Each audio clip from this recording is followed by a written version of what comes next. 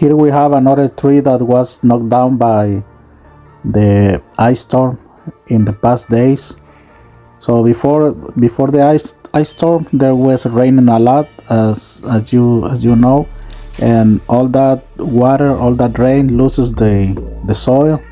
So that's one thing, but mainly the weight of the snow, of the ice on the tree, and the wind.